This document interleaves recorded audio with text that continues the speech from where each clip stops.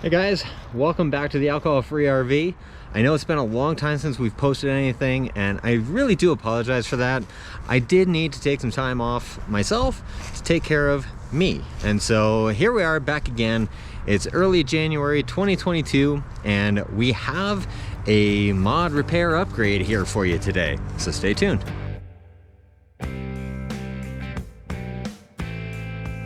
Here on the Alcohol-Free RV, we love to do mods, repairs, and upgrades to our RV. And this morning prompted a new one for us. We were woken up in, I don't know, about 5:30, 6 o'clock this morning by the sound of rushing water. As you can see, there's a little bit of white stuff on the ground behind me, and that may or may not be related. We had a catastrophic hose failure on our heated hose, and it was happening inside our wet bay. So let's take a look. All right, so here's what we're looking at. The hose failed. Oh my God. Up here. The whole wrap failed, as well as here, I'll hold it. Yeah, as well as it appears that the entire thing just split. And obviously, with all the steam that's coming out of here, it's still heated. Yeah. So it didn't drape. If it didn't trip the GFCI, it needs to be unplugged. Like immediately. Right. And so the way that we had this set up is kind of inverted. I've got the temperature sensor out here. So it was cold out here. Everything was working just fine. The heat of keeping it well was doing its job, but I don't know, I wouldn't expect that that kind of loop would cause too much tension. Like, this failure is unacceptable, just completely unacceptable.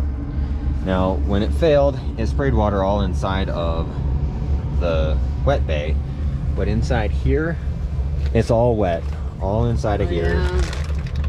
You know, this seal didn't create enough of a block in order to prevent water from getting into our dry space. So we're gonna be emptying this thing out today, and I don't know, luckily we have the skirt, so we'll probably put some of this stuff underneath the skirt, underneath the nose cone, and then we're gonna have to figure out where we can get a hose on short order today so that we can take our showers and everything.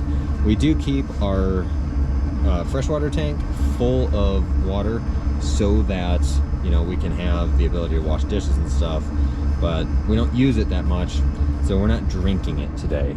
That's why we need to replace this hose today. Now, we have used Pirit hoses. This is the brand of the hose that failed. We've used Pirit hoses for multiple years. We started with Pirit when we went full-time in 2018, and well, I'm sorry to say, I don't think I'm going to put my money into Pirit any longer. Pirit has what I thought was a great product, and we've had 2 failures now in hoses within just a couple of months. So the first failure that we had was in our hose that we used for 3 years, and a 3-year lifespan I didn't think was too bad. You know, these things have to do a lot of work to keep your hose flexible and water running. I just realized that we're on our 3rd Pirit hose. So we had a different one before this that had sprung a leak inside the encapsulated part here where the cords go in. And after 3 years, I thought, you know what? That's not too bad of a lifespan. At the cost for what this is, I was okay with that. So I bought another Pirit hose. And so we purchased this one in September of 2021. And the moment I turned the water on and it was running through this hose, there was a leak coming out of like this kind of area here where this plastic encapsulates the electrical connection. So I thought, well, that's not so good. So what I did was I did go ahead, turn the water off, empty it, plug it in, then turn the water back on and fill this water with hose, and immediately it tripped the GFCI breaker for our outdoor plug. So I wrote to Pirit. I said, hey, brand new hose here, you know, and they took care of me. You know, they sent out a new one, did not require me to send this one back. And in doing so, we got the third hose. So at this point, I was like, okay, this one works. I tested it out before I routed it underneath the rig and everything. And as you saw in the clip earlier, it was catastrophic. Nothing to do with these plastic housings or the electrical connection. It just exploded on us. So these reasons lead me to believe that I am not going to select Pirit as my next heated hose. Now, given that we do live in a place where this stuff happens pretty regularly, we're gonna have to find a heated hose. I know that Camco makes one, and there are other people in this RV park that use the Camco model, and so we are going to go ahead and give that model a try, and we'll do a full review of that at the end of the winter, just to kind of give you an idea of how well that works to maintain flowing water during the cold months. Now, since we had this catastrophic failure, you know, we normally keep our extras inside here, you know, tools, jack, air pump, you know, air compressor, whatever. We normally keep a bunch of stuff in here, but the failure occurred in such a forceful manner that there was water all inside of this underbelly space. You can still see right here where we haven't been able to wipe everything up. So got everything out of here. It's underneath our nose cap garage type thing here.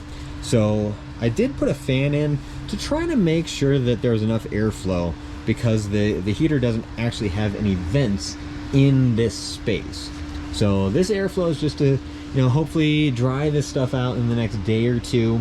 I think that there's probably some, maybe not on this side, but on that side, you can see there's some waves and stuff, which we'll take a look at closer right now. This spot right here is particularly worrying to me because I can actually push this thing up and down, and that means that we have had some form of water intrusion in here at some point. Probably some of it is related to this event. You can see that there's water down here in the corner, and you know, there was water all back inside behind the wet bay. And the reason that happened is because this seal doesn't actually fully seal against the door. Now you can see there's still water on the door, and there's still water over here, and that's what tells me for sure that that is not fully sealed. I think we can take a look from the other side too and see how the light makes it past here. So we'll turn this one off and we'll take a look at it again from the other side. That vertical line in the center of the screen here is the light coming from the wet bay through to the supposedly dry side. So I am going to have to figure out how to make sure that that retains all the water and is fully sealed so that the wet bay contains all the water and we don't end up with this kind of moisture throughout our underbelly, should this ever happen again. Well guys, that's all I've got for you this morning. Just wanted to share our experience with the Pirit hose. I'm not going to recommend it anymore. I'm going to take it off of any future videos because I think I have it linked in the description in a ton of other videos. So if you're seeing this video and anything after this, that's not going to be part of the video description, because I can't in good faith recommend this particular hose. Here I am pointing at it off screen. I can't recommend this Pirit hose in good faith.